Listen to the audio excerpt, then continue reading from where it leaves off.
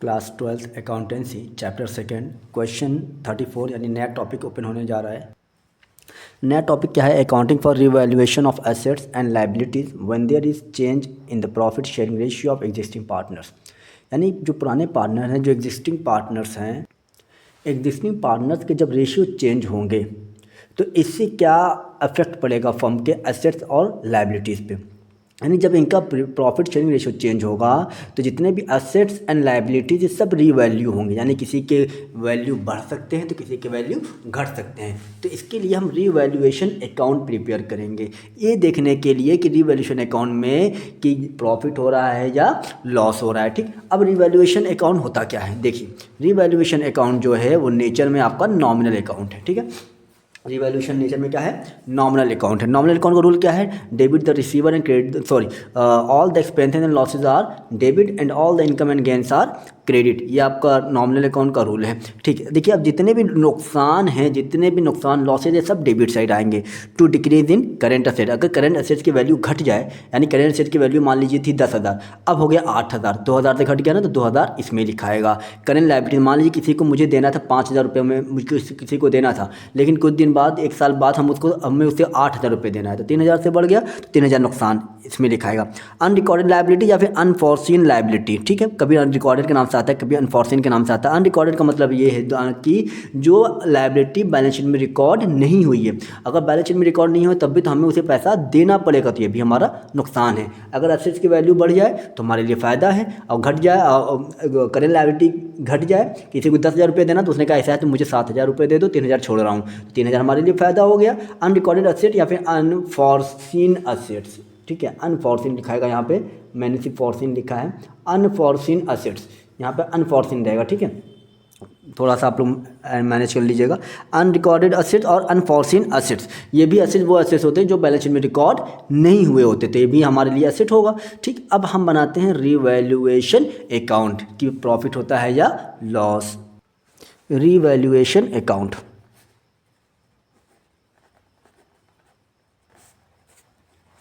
Revaluation account क्या होता है? अब देखिए, रिवैल्यूएशन अकाउंट अगर हम देखें तो पहला क्या है कि premises will be appreciated by 10%, stock by 10,000। यानी प्रीमाइसेस की वैल्यू कितनी थी? पहले 3 लाख थी, अब क्या हो रहा है? अप्रिशिएट हो रहा है 10%, यानी 10% से बढ़ गया। 3 लाख का 10% तो 30,000 बढ़ गया। स्टॉक भी हमारा 10% से बढ़ गया, तो फ़ायदा हो रहा है नुकसान हो रहा है? तो जाहिर सी बात है, अब ये कह सकते हैं कि सर फ़ायदा ही हो रहा है। जो फ़ायदा होगा तो कहाँ आएगा? By premises. ठीक है, और बाई स्टॉक। ठीक, दोनों फ़ायदा हो रहा है। ये आपका 30,000 10% से 3 लाख पे, ये आपका 10,000 यहाँ पर आ गया। ठीक है, फॉर्मेट एकदम याद रखिएगा।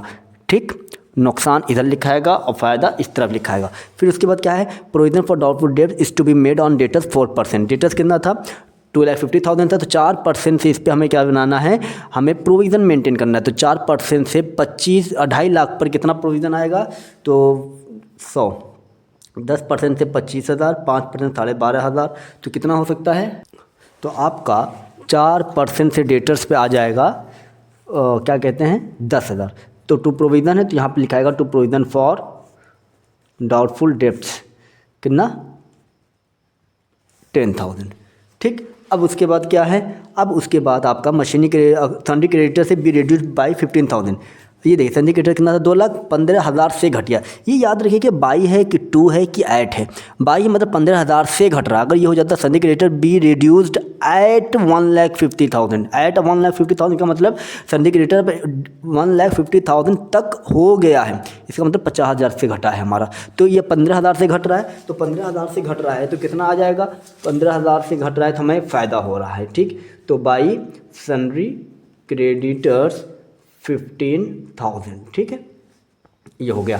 फिर उसके बाद क्या हो रहा है? मशीनरी बिल डिप्रिशिएट, मशीन भी हमारा डिप्रिशिएट हो रहा है, मतलब 5% से घट रहा है। मशीन की वैल्यू थी कितनी हमारी? 1,80,000, तो 5% कितना आएगा? 9,000 घट गया। बाई टू मशीनरी अकाउंट कितना आएगा? 9,000। ठीक, फिर उसके बाद क्या है? गुडविल, ये तो गुडविल है, इसमें आएगा नहीं। अब इसको हम क्या कर लेंगे? कैलकुलेट कर लेंगे, टोटल करेंगे। जब आप टोटल करेंगे तो आपका टोटल कितना आ जाएगा? 3 पार्टनर्स है ना, तो 3 पार्टनर्स के हिसाब से 1 2 3 4, यहाँ कर लेते हैं, ठीक है, 55,000। यहाँ पर भी क्या आएगा 55,000 में से इनको लेस, जिस तरफ का ज़्यादा रहेगा उस तरफ का पहले टोटल किया जाएगा, ठीक है। 55,000 में से इसको हम लेस करेंगे, ठीक, देखते हैं कितना आता है। आपका आ रहा है 36,000, तो ये प्रॉफिट किस में बच जाएगा, ABC, तो profit transfer to capital accounts ABC, तो 36,000 इंटू 3/6 कितना आ जाएगा 18,000। उस हिसाब से इनका कितना आ जाएगा 12,000, इनका कितना आ जाएगा 6,000। टाइम की वजह से मैं ऐसे नहीं, सिर्फ यहाँ पे मैंने 36,000 इंटू 3/6 लिख दिया। अब बाकी 36,000 इंटू 2 सब आप लिख सकते हैं, ठीक है। टाइम की वजह से मैं पूरा नहीं लिख रहा हूँ। ये आपका रीवैल्यूएशन अकाउंट प्रिपेयर हो गया, यानी लिख दे रहे हैं, वरना आप कंफ्यूज होंगे। अगर नहीं आया तो फिर आप पूछेंगे भी नहीं हमसे, तो हम लिख दे रहे हैं, ठीक है। 1/6 ये हो गया रिवैल्यूएशन अकाउंट प्रिपेयर। अब हम बनाएंगे पार्टनर्स कैपिटल अकाउंट। उसके लिए हम बना लेते हैं, हम सेक्रीफाइसिंग रेशियो कैलकुलेट कर लेते हैं, ठीक है। सेक्रीफाइसिंग रेशियो जब कैलकुलेट करेंगे तो सेक्रीफाइसिंग रेशियो का फॉर्मूला क्या है, old ratio minus new ratio, ठीक। अब पुराना ओल्ड रेशियो कितना था 3/6 माइनस 4 3 7 3 10 4/10, कितना एलसीएम आ जाएगा इनका 60 आएगा। 10 3 जा 30 और 6 10 6 6 4 जा 24, इनका आया 6/60। 10 का है 6 और 10 का एलसीएम लेंगे तो कितना आएगा, 10 और 6 का अगर एलसीएम लेंगे तो 30 आएगा। मैं 60 लिख गया, प्रॉब्लम हो गई इससे। तो 6 5 जा 30, 5 3 जा 15, ठीक है। 10 3 जा 3 4 जा 12, तो यहाँ आया कितना 3 आया, ठीक है, 3/30। अब इस हम ऐसे किसका निकाल लेंगे, अब ऐसे ही हम निकाल लेंगे बी का। बी का आपको कितना आ जाएगा 2/6, और क्या है न्यू रेशियो क्या है ना 3/10 इज इक्वल टू 30, 6 5 जा 5 2 जा 10 9, 1/30। सी का भी हम निकाल लेंगे, सी का आएगा 1/6, 3/10 इज इक्वल टू एलसीएम आपका आ जाएगा 60 फिर लिख रहा था मैं 30, 6 5 जा 5, 10 3 3 3 जा 9, कितना आया, ये माइनस में आ गया। यानी यही बंदा सिर्फ गेन कर रहा है, ठीक। अब ये बंदा गेन कर रहा है, दो लोग सेक्रीफाइस कर रहे हैं, ठीक है। जब दो लोग सेक्रीफाइस कर रहे थे तो जो सेक्रीफाइस कर रहा है वो गुडविल लेगा, तो अब हमें गुडविल निकालना है। यानी ए कितना ले लेगा, as share of goodwill. Firm का गुडविल कितना था, फर्म का जो गुडविल था कितना था 48,000, तो 48,000 पे ही हम कैलकुलेट कर लेंगे। 48,000 इंटू 3/30, 10 10 10 3 3 कट जाएगा, यानी ए को चाहिए 4800, ठीक है। बी का भी निकाल लेते हैं, 20 share of goodwill 48,000 into 1/30, 0 0 cut जाएगा, 3 इसको काटेंगे कितना आ जाएगा 1600, यानी दोनों मिला के 4/64। ये दोनों मिला कौन लेगा, ये आपका लेगा ए और बी लेंगे, देगा कौन, सी देंगे, ठीक है। अब question partners capital account prepare करते हैं। क्वेश्चन थोड़ा सा लेंदी हो रहा है, ठीक है। अब पार्टनर्स कैपिटल अकाउंट इस तरह से बनता है, क्रेडिट डेबिट ABC ABC। अब हमें सबसे पहले देखना है कि पार्टनर कैपिटल कितना लगाया था, 3 लाख 1,50,000 1 लाख, ठीक है। तो बाई बैलेंस बीडी ए ने लगाया था 3 लाख, इसने लगाया था 1,50,000, इसने लगाया था 1 लाख, ठीक। अब पार्टनर्स को प्रॉफिट हुआ था, ये देखिए प्रॉफिट हुआ था, ये भी आपका इस तरफ आएगा, डेबिट साइड वाला क्रेडिट साइड आएगा, क्रेडिट साइड वाला डेबिट साइड जाएगा, ठीक है। तो यहाँ पे क्या लिखा है टू रीवैल्यूएशन अकाउंट, इसके अकाउंट में आएगा 18,000, इसके अकाउंट में आएगा 12,000 और इसके अकाउंट में आएगा 6,000। जनरल रिजर्व भी था, जनरल रिजर्व कितना था, जनरल रिजर्व था 1,20,000। तो जनरल रिजर्व पे हक से ओल्ड पार्टनर ही लेते हैं, ओल्ड रेशियो में लेंगे तो कितना ले लेंगे आपका, ये ले लेगा ओल्ड रेशियो के हिसाब से, इसका आएगा 60,000, इसका आएगा 40,000, इसका आएगा 20,000। मेरे ख्याल से अब कुछ इसमें नहीं है, अब इसको हम क्या कर देंगे, कैलकुलेट कर देंगे पूरा, ठीक है। अब इसमें एक चीज़ और बच रहा है, वो क्या बच रहा है, गुडविल बच रहा है। गुडविल बच रहा है, कौन दे रहा था, ए और बी लेंगे तो सी दे रहा है। तो अगर जनरल एंट्री बनाएंगे तो जनरल एंट्री आपका क्या बनेगा, हम जनरल एंट्री बना के करते हैं ना ताकि आपको अच्छे से समझ में आ जाए। ए मतलब ए लेगा ना तो सी देगा, जो गेन करता है वो सी वो डेबिट होता है टू ए टू बी। ठीक है, कितना चाहिए टोटल 6400 सी देगा, इनको कितना चाहिए था, इनको चाहिए था 4800, इनको कितना चाहिए था 1600। ठीक, अब देखिए सी डेबिट है, सी का डेबिट किधर है, इस तरफ है, तो सी का डेबिट इस तरफ है तो टू ए टू बी।